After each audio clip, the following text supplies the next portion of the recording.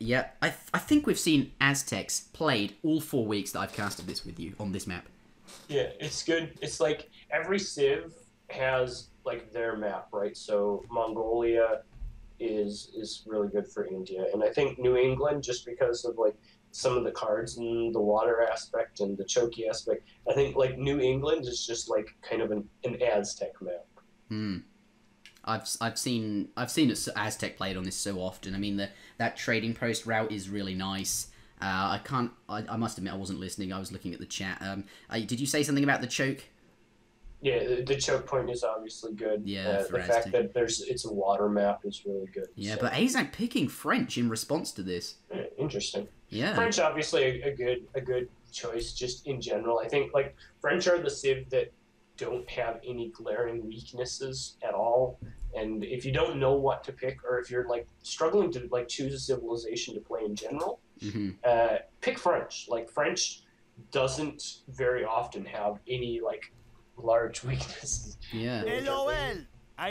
He hasn't greened up yet though. He might still be considering another choice. He's definitely within his rights to. It's only Boneng who only has the option to change once and lock it in. That's correct. I've seen a couple of interesting Aizamk strategies with France, which I'll talk about those once we get into the game here, but I guess I'll talk about them now, actually, I suppose. No, he's chosen French. There it is. So, ladies and gentlemen, welcome back to Saturday Smackdown for the week 27th of September 2014. This is game number 6 in a best-of-7 series play between Aizamk and Boneng for this weekly event, spawning in the north of the map. In the colour red, we have Boneng here, playing as indeed the Aztecs on this map. Going to go for in true interjection style. We're going to take a look, and indeed his crate start there. 3 food, 2 wood, and a coin. Unfortunately, he did not get the extra wood. That doesn't mean his opponent won't get an extra wood either, but you know, Aztec really enjoys 3 wood crates. It means they get their house, their market, and of course their fire pit, whatever it is, that thing. And it would have been really nice on this map, that 50 coin treasure he's going straight for. That would have been so good for hunting dogs if indeed he had the extra wood for it. But you know, there's that. I do like to talk about crates. That is interjection for you. But in the south of the map, in the colour blue, playing as indeed the French here, we have Aizamk. There he is. Zuta, what do you think? It's this, like I said at the start of this game. I think this is a fairly even matchup. Maybe the map is pretty good for Aztec, but yeah. All things considered, I think this is. I think it's a pretty. I think it'll be an interesting game. I think it's a skill-based matchup, and I think skill-based matchups are fun ones to watch. There's very few matchups in Age of Empires, well, combined with like the map and the matchup, where you can say like point your finger at it and say like this is a balanced matchup, and like this is one of the ones where I think you can point your finger at this game and say, yep, like this is a skill-based matchup. Like I fully anticipate the player with the better strategy and the better game knowledge and the better builds and the better micro to win the game, and I think that'll be true. So. Good. I think so too. This is but 80 XP down here, going in for it. Can he get the snipe on that last on the last Guardian and perhaps get that in there? Waiting for it. Aztec Explorer very nearby. They're both not going to quite kill it yet. There it goes down. Both players going in. I'm not even sure who's going to get that there. Blue got it. And Aizamk gets the treasure. A very interesting way to scout, actually. Went straight from his base, just ignoring some of the, just walked straight over there. Hasn't really gone for any of the treasures in his base. And I mean, there aren't many great treasures there. We'll talk about that in a moment. But right now, look at that. The Aztec Explorer Aztec. That'd be great if A's played Aztec. Can we call it Aztec? But anyway, gone into hand combat there. So strong, that melee Explorer. So much stronger than European Explorers. It just, got the 80 XP. But looks like he's going to lose his Explorer. And ultimately, that's really bad. It might actually get away here. Yeah. I think he's actually broken the... Oh, no, there he goes. He's going to have to turn around and fight it again. There is that interesting thing where you can actually escape if you sort of, like go into hand combat just as they go into hand combat with you, and obviously you get the snaring effect because you went into hand combat, you slow. I think he's managed to do it. Has he managed to do it? Oh, no. He's caught. He is going to lose that. Do. It is hard. I've only ever done it once successfully in my entire Age of Empires 3 career, but that may be because I'm doing it wrong. But, ultimately you not only have to do that, but you also have to, abuse the turn radius of it as well. So you have to be attacking while you're kind of coming around a slight corner. so that the turn radius combined with the fact that he's snared slows him down even a little bit more to break it. You can't just do it on a straightaway or else you will get caught again. You have to do it going around either a tree or like just around a slight corner or something. Causes a bit of pathing issue. I think, ultimately they had a lot less time in which to escape as well because of the, the additional tomahawk that Boneng managed to pick up. But still, Aizamk stealing 80 XP. Obviously, Boneng gets 45 of that back due to the fact that his explorer died, and now Aizamk cannot scout the map. Fortunately, though, French do spawn with a native scout, which he's not using. It's in sort of was it ninja mode? I don't know what to call it. Down here actually. Let me flare that view. I don't even see him. Yeah. Right, he's just, I guess he's just going to wait for his explorer and then he can just wake him back up. Obviously, as soon as he gets 100 hit points, you can go wake him up. I guess that's, as soon as he ages up, he gets 100 HP for free. So as soon as you age up, you can just go and get him. But I think he'll get 100 HP naturally there. But, you were saying earlier, just before all of those shenanigans with the treasures, that this is a skill-based matchup. France, does everything well, nothing poorly. And, Aztec also very, skill-based. I think we're looking for a pretty good game here. I'm very interested to see what build orders they go for. I mean, I don't see him playing a whole lot of French. I've certainly seen some interesting things done with the French. Got a couple forward vills, which, are yeah. they like semi-forward? I'm not sure if they're like just out there herding or if they're actually intending to, build a couple barracks in that choke point. I think we'll maybe see either a pair of barracks in this choke point or barracks in a stable in this choke point. Could just do something similar to like the Cav Musk based build, and then just try and kind of keep this choke point walled at the same time. Yeah. I think would be a smart thing to do. Just kind of like keep control of the choke point. No, he's up. He's going forward. Is that a trading post with the villagers? Surely not. No, that's a red trading post. What am I talking about? Yeah, gonna go for the barracks there. Zuta, what if Aizamk played standard this game? What a strange turn of events that would be. It would be wild. Yes, but Boneng, what is Boneng up to at the moment? Of course, he's already got that trading site down. I believe his first colonial aid shipment, indeed, it was 3 Iroquois Travois that make turn. No, that's Aztec. What am I talking about? They're still Travois. They turn into trading posts. Yeah, and plus he built the one as well. So looking to pick up 4 TPs, and A's is actually doing like what I would consider like by the book French in this matchup. He's building a barracks, he's building a stable. Yeah. Is he even sending 700 wood? Oh my god, he's sending 700 wood as well. This is so standard that it's non-standard for A's. Yeah. Boneng is probably super confused. He's like, what is this thing? What is this French style I'm up against? I've never seen this before. Oh wait, it's standard French. This guy. New meta. Why is he building muskets and Huss? Yeah. Wow, he's actually building muskets and Huss too. It's not gonna be like pike Huss. I was hoping like it was gonna at least be like pike Huss or like something a little bit strange. But no, it's gonna be Huss. Pike Huss here would be pretty cool. They'd tear down these trading posts that he's just put in. And has Aztec really got anything to defend that? No, not yet. This is his first shipment. Has only just managed to get his first war hut up, and has said second one going down there, 700 wood on the floor, which I imagine he'll use for housing. And indeed, maybe train some Mace Holton, perhaps the stagecoach upgrade as well. We'll see. He does but yeah, these muskets have a lot of shipments as well from the combination of the war pit and the 4 trading posts. So going to have a lot of units out, but at the same time, A's doing a good job of trying to deny those the best that he can. Yeah, 3 cav now out. Going to perhaps go and raid with them. I think that's the right decision here to just siege down that trading post. He might be able to kill 2 of them if he's lucky. I think only 1 though, because we will see some units come out of these war huts, and they should be able to arrive just in time. But actually, they're most likely to be Mace Holton, don't you think? And those 3 cav could do some work. Yeah, I mean, there's the potential for some coyotes. Yeah. No, coyote run a shipment. Yeah, so I think he'll be fine. Oh wait, it's not a shipment. He trained 5 coyotes, which I think is good. It'll help him defend against this SR raid. He's going to lose one of the trading posts, but at the end of the day, he's getting a lot of experience out of those just to begin with, and he's buying himself a lot of time as well, which is... Yeah, you stop these units from coming in. They're doing, they're preoccupied doing something. Oh, he is adding in some pike. Maybe he identified the fact that there is this giant TP line that he can take down. Of course, you can see that on the... They've got these little icons next to their score. I thought you were going to say he's maybe identified that he's playing too standard, like he's playing too standard. He needs to mix it up, so he's just going to decide to mix in a batch of 5 pike just for the hell of it, to make sure that he doesn't get too predictable. Was he floating some wood down and that maybe he just thought, oh, yeah, whatever, I'll make. Yeah, I don't need a trading post or steel traps. Never mind that. I'll just grab my extra pikes. Of course, he does have steel traps though. And the pikes are a good decision, I think, for a couple of reasons. One, he did see that there were some coyotes out on the map, and coyotes, especially when they do get upgraded with coyote combat and backed with mace, you know, they do tear through all units fairly well, and so having some dedicated anti-coyote units is certainly okay. And plus, I feel it must they do help tear down those trading posts. These trading posts coming in. Is those forward units out of position there? I mean, there's lots of forward husk there. You know, he's going to be able to escape. No explicit anti-cap at this point in the game, so it doesn't have to worry too much about his cap getting caught. And at the same time, I don't think we'll see him push in until he has all these TPs taken down.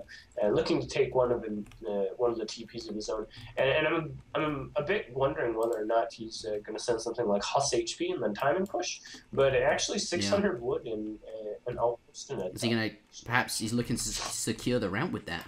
Yeah, I think he could be potentially wondering whether or not Boneng is playing heavily on water. Certainly, as the omniscient observers here, we can tell that Boneng has no intentions of water. But obviously, he's scouting the side of the water. He's doing all the things that you would think that you would do against. And I think now that he sees, you know, oh, there's no docks down here, he's going to be happy with that knowledge and maybe just turn around and head home. Yeah, I just I feel as if this Aztec build is a bit interesting. I mean, he sent three trading points travel our first, right? Yep. Did he? Yes, he certainly did. I'm just a little bit too far scrolled away, so I can't see it in my. Anyway, he sent that first. Don't you normally send 700 wood first and look, you know, securing some, getting those war huts down, making some units, and then usually follow it up with 3 trading posts a bit later on? I think you would have to ask someone like Garja, who's a little bit more in tune to like the intricacies of Aztec builds, but I think in general the idea is that the 700 wood allows you to establish your infrastructure, market, that kind of stuff, allows you to get a little bit more forward of a position with your war hut. We can see that Boneng's war huts are placed in a fairly defensive spot, and that's partly because he did not have the super early. Ooh, those musks getting caught. All those units getting caught, going to put them into hand combat, of course, get that ×3 damage multiplier against the Coyotes. It's actually ×2.3 against the Coyotes. But, you know, so many Coyotes, they move so quickly, just going to catch them there. Those units, unfortunately, getting knocked down. But go ahead, Zuta, what are you saying? So I think that the whole idea is that the 700 wood allows you to establish your infrastructure a little bit further forward and get some units out and play a little safer. But the 3 Travois allows you to, you know, get more shipments just in general. I mean, you are going to net more XP, but he wasn't able to defend. More greedy, do you think? It's greedy. That's exactly. Greedy. And I think Boneng, you know, greed does pay off sometimes, but unfortunately here, you know, I mean, to be honest, Aze is playing standard. Like, you just don't expect that, right? And I guess, you know, maybe he felt comfortable building the 3 trading posts. Either way, he has unfortunately not managed to get as much value as he might have hoped out of those. But Ace, you know, sending 700 coin here. Looks like, has he got a stable up? Is he adding in cav with that? I presume. Let's take a look. He's had a stable since the beginning of the game. Oh, yeah, of course he has. What am I talking about? He's playing... Sorry, I've just seen so many non-standard French games of Aizamk. Anyway, that 700 coin looks like it's going to be pushing out lots of hussars. And, you know, to deal with the Mace Holt, and perhaps in 3 Hussar shipment following it up as well. Perhaps looking to push in fairly soon. I'm not so certain I'm a big fan of that 3 Hussar shipment. I would rather see Huss HP. At some point, you just want your Huss to hang around so that you can kind of brute force your way through with Musk Huss. And just by keeping the Huss alive for longer, not necessarily abusing the damage potential that they have, but just by keeping them alive, you're just buying your muskets time to just kind of kill everything. Here, though, we do have a sort of an engagement. I feel as, you know, there's just a little bit of a skirmish here because those Mace Holton sort of picking off some of the musk, but the cavalry coming around, gonna try and get into a good position with the Mace Holton, but actually there's no anti-cavalry here. I mean, these are sort of acting as a tank line, you know, kind of stopping those cavalry from getting up to the Mace Holton, but ultimately they don't have any multipliers against cavalry, and really they're not going to be that effective at stopping these from killing the Mace Holton. Surrounded now, look at that, gonna absolutely get knocked over. The Musketeers going into hand combat, gonna do really efficient jobs against the Coyote runners. They're lots of damage, and ultimately I think French in a really good position after this fight. French going to be able to clean this up, and this may translate just winning the game. We can see all these villagers here exposed on the top side of the map. Certainly not a lot of hunt remaining. It is New England, a fairly low hunt map. And now that Aztec has kind of lost some tempo with this fight, going to be very, very difficult to kind of defend the remaining resources on his half of the map. Yeah, he's not got a lot of food. There's you always bring up these points that I seem to, not catch on to quite as quickly. I think, being an inexperienced player, you're always looking, more to the late game than perhaps I'm looking at the very immediate sort of thing there. But definitely a very... You always want to look at what's next. Yeah, I think you have to do that. What are the implications of the to become a good player? Not that I'm a bad player. I'm not making that. Anyway, yeah, he's not got a lot of food here. And the food that he does... Does he know? Oh, man. Maybe he doesn't have it scouted. He's going to send one hustler. Oh, it's going to find them, those vills. Oh, no. A's just... Let's see if the rest of the Huss turn around. I really like that play from A's. Like, he just sends one cav out to scout because he's not... There's the possibility. I don't have to send all of my cav there. I just no need for that. I'll just send one. He knows. Yeah, he knows. He's bringing them over now. But, Well, he sees all those dead deer as well, and he knows there's got to be more bills back there. He knows that it can't be just those 2 bills that were killing all those They deer. have escaped for now, though. But do you think he's going to pursue them? Does he know where he's got... Of course, he's guessing. He can't... Hussars have such low line of sight that he's not... They could be anywhere around here, but he's assumed they have gone all this way. He's really playing into the blood. He might... He's going to get duped. That's invasion. Oh, that was invasion. No. I think the line of sight was just big enough. He's going to try and split them up. Can he escape 3? I really like... Boneng being able to... You mentioned earlier he's able to reposition his villages. I'm not sure if this is part of the same skill, but actually this is... I really like what he did there to try and, dupe them a bit and also split them up. But that Huss looks like he's seen his other 3 as well.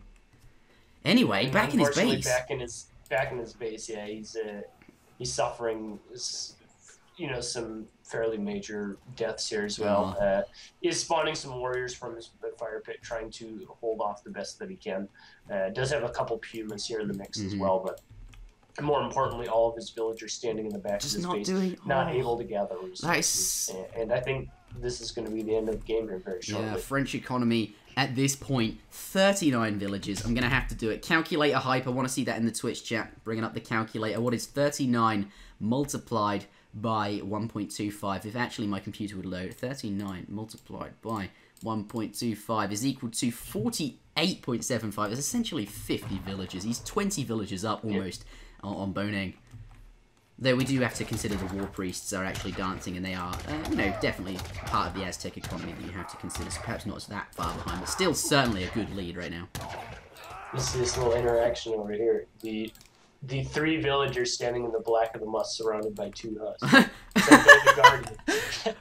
It's a strange little interaction. I didn't see how we actually ended up with that situation, but we have 3 villagers standing on the edge of the map. I don't think the villagers know the Huss are there, and I don't think the Huss know the villagers are there. No, I don't think so. Yeah. Some puma popping out, though. Chicken. Whoever moves first is going to... It's a game of chess, yeah. But these pumas definitely being able to push away these hussars over here down into the blockhouses. But actually, starting to run out of pumas, and certainly those musks now just arriving. They're pretty good against pikemen. And, ultimately these cav are going to be able to come back in. And, oh my goodness me, there's so many villages there. There's not a spawn point, a drop-off point to put them in. He's going to lose a couple to the hussars, and they're just not being able to work either. Like, losses aside here, those things have been idle for a while. There's really no realistic way that Boneng has, he's going to be able to produce enough military units to be able to get his villagers back to work. They're just being forced into the town centre. And I mean, truth be told, you don't have to kill villagers to make them inefficient, right? You just have to make them so they can't gather. And villagers that aren't gathering are just as good as dead villagers at the end of the day. So, wow. If you can perpetually idle them, it's just as good as killing. What a weird ending to this game. He plays standard in the final match. No one would have seen it coming. And I think Aizamk gonna, conclude as... Completely standard. By the book. Yeah, the only interesting thing there was the 5 pikes. And every other decision he made this game was actually, just off the back of standard. Was it, considerably? There's nothing out of the ordinary there. I mean, certainly Zuta and I may have done it differently, but ultimately this is fine. The dock and the outpost was maybe some A's flair with the 600 wood. The 600 wood was eventually spent as a dock and outpost and a fishing boat, which it could have been foregone, but I mean, he was probably anticipating that Boneng was playing something on water, so he's probably gearing up to deal with some sort of potential water play. So there is that. So I guess you could even consider that fairly standard. But now so many units across the map, there's nothing. That No, can I would not be surprised to see the GG right here. That's at this point in the game where you'd expect it. I think 3, 2, 1. Not quite. Boneng does, to his credit, like to play games out until like the absolute end. Like, if he has a town center and a military structure still left, he'll still keep trying. Which actually I really like. I do like that. It's not excessive though, like some sort of corporals sometimes do. Yeah, it's not the corporal like stand the villager in the corner. No, it's. Have you seen that at the same let me time see. He knows he can't. Well, I suppose he can. I don't know if that's necessary, really. I mean, he could actually kill those villagers with his CBD, but certainly it's like a public execution. It's like a coliseum. And they're native as well.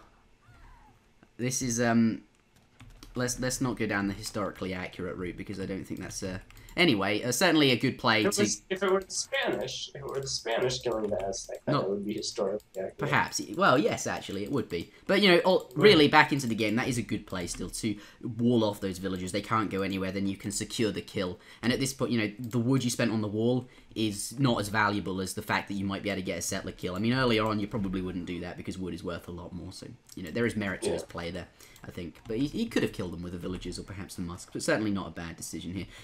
Actually, surprisingly holding this like reasonably well. He hasn't lost too much more. The Warhawks are doing quite a bit of damage. Ace has been kind of taking quite a bit of excessive damage from these, but at the end of the day, there's nothing he can do. It's gonna all fall down here in a matter of minutes. I mean, he had the Aztec war priests spawning warriors, which are sort of doing work, but Ace just. It's just sieging stuff down, and those villagers are idle. I mean, they're collecting wood in the bag, but he needs food, really. And look at Ace taking that food on the front so close. It's almost as if, like, this is my food now. I've got map dominance. But ultimately, I think Boneng's playstyle this game, I think if he'd started not with the 3 trading posts, I mean, how are you to expect that Ace would play standard, though? Boneng, like, plays to extremes. He plays either extremely aggressive or extremely, like, responsive, like boomy style. So he doesn't, and I think that's like his style of like non-standard play. Aze's non-standard play is like playing Germany and making mercenaries and like doing a mercenary, like straight mercenary, improved mercenary. That's Aze's style of playing non-standard. Boneng's style of non-standard is I'm either going to play incredibly aggressive or I'm going to play incredibly boomy, and like there's like no in between. He does one or the other, and it's either really successful or ends up losing him a game where he ages at 9 minutes to discovery. Oh, I like that. Have you noticed these fishing boats? Where do they come from? I've only just really noticed them. Yeah, he shipped schooners quite some time ago. Okay. He was fertility dancing them out. Is that how he's intending to get back into the game, if he indeed can, is just to really force out as many units as possible, not create any units, have no intention of repelling this, and just hope that French goes away and that you're given the opportunity to get fishing boats out and get your economy back up to a reasonable point to compete. There's outposts on the island. I know, I like this play. It's going to cut off. Yeah, these are no good though. Outposts aren't very good against fishing boats. They don't have the multipliers. They only do 30 ranged attack. They do their 100 anti-ship attack vs canoes, but not fishing ships. And there we see the GG. 2 caravels going to secure the water down as well. But ultimately, that concludes this series. Aizamk winning the game with a standard France. What is going on? Playing standard. Oh, wow. But pretty wild. What an interesting series, though. Boneng versus Aizamk, I think, have had some really interesting games here. But ultimately, the score is 4-2 in Aizamk's favour, and I believe he won 4-1 in the previous week. Aizamk, I think we should have a King of the Hill style event. I think we should get Aizamk back each week until he's knocked over. Or knocked off. Who's going to kill the champ? And now that he's back in the UK and not in Malaysia, it's going to be certainly easier for him to make this time, I would assume. Absolutely. So, yeah. Really good games, though. I was really looking forward to this once that these guys had said they would play. I think we all kind of knew that there would be this non-standardness